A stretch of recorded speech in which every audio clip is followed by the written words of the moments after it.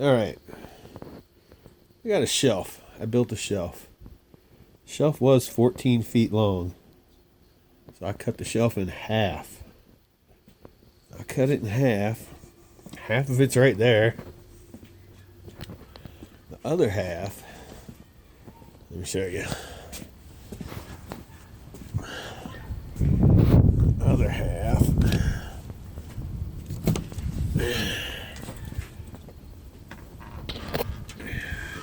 is under this with a piece of plywood stuck on top. It's an 8-foot tundra bed. That shelf laid on its side with a piece of plywood on top makes a nice bed.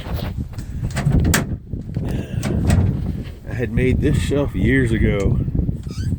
Years and years ago. But it fits perfect right there. So that ought to work for me. And I got the high top on the back. Give me a little more room sitting in the back end. But we'll see. I wish I could fit in that. That's so small. That would probably fit in the bed of this truck. Anyway, that's how I'm set up.